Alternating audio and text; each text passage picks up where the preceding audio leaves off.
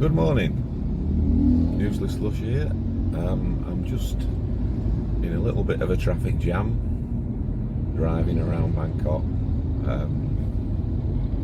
All good. I've got a truck in front of me that's blowing out loads of black smoke. Never mind. No, but I just thought I'd come on and talk about a little incident. I was driving around Bangkok and I pulled up some traffic lights, and this is in the book, and I can't remember the name of the chapter, but anyway, I'll put that in the comments. But yeah, I pulled up with some traffic lights behind a dustbin lorry, which, you know, one of these great big things, like a huge elephant, you know, with a, you can see all the rubbish in the back, like big bags of plastic stuff, all sorts of horrible things in there. And I'm looking at it, and there was a flash of light, a gleam, I suppose, and there was a man sitting in the back of it, and he was sitting right in the back of this truck. You know where the big jaws come down. Every so often these jaws will come down and kind of scoop everything into the back of the truck.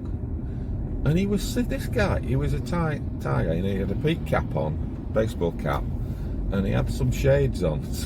I mean, they look, you know, like Ray-Bans or something like that. I'm sure they weren't, but he was sitting right on top of these bags of rubbish. It was baking hot, absolutely steaming hot, and this man is sitting in the back of this truck, and he was so casual. He sat there with his, you know, with his feet up, and his arm across the back of the, you know, all this kind of, you know, you're like sitting inside a machine, you know, this crushing machine. He's sitting there, and he's smoking, and he's just, you know, he's totally at ease with himself and the world. It was just unbelievable.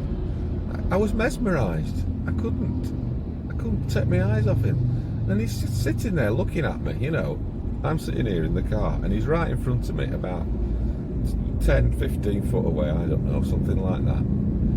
And he's the coolest person I have ever seen in my life. I'll tell you, he was just Mr. Cool. And, you know, how can anybody do that? It's just breathtaking. He was totally at ease, sitting amongst this pile of other people's rubbish in the baking heat in Bangkok, casually smoking. You know, unbelievable. That's quite a lesson. That's a lesson in cool, don't you think? I thought I'd talk about that because, you know, you see all sorts of stuff like that. The other day, in my condo area, there's a lot of security around the condo, and they're kind of there's one posted on every corner. There's way too many of them. They're not needed, and they're all in uniform, and they as you walk past, they all salute you, give you a nice salute and a smile, and I do the same, and they all know me now, and they all say hello, and they all give me a smile, and I try and get the salute in before they do.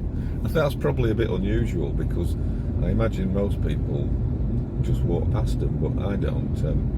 I acknowledge their presence because, you know, they're patient people. I find that a lot about here. People living, you know, maybe difficult lives, and the patience and stoicism is the word I'm looking for, I think, of kind of putting up with things. And this, yeah, there was one of these security. She was a girl about, you know, very small really, and she's immaculate in a uniform and everything, and she's standing kind of halfway around the condo area, and there's no traffic or anything, and she's just standing there in a uniform directing the traffic, and you know, occasionally a motorbike might go past, or, you know, an old foreigner like me, and as I was coming up to her, you know, and before I give her the salute, a motorbike did come past, and she put her hand up, kind of, and signalled for the motorbike to come past. I mean, and that was a job, and saluted him. And there was, absolutely no need for anybody to do that. And she's doing it, and she's getting paid probably a very, very low wage for doing that. But she gave me a smile.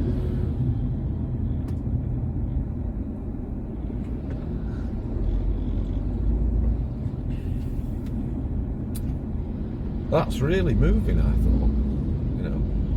Sorry about that. Just little things. That's the gleam, that guy in the back of that truck. And you can find it. You can't find it.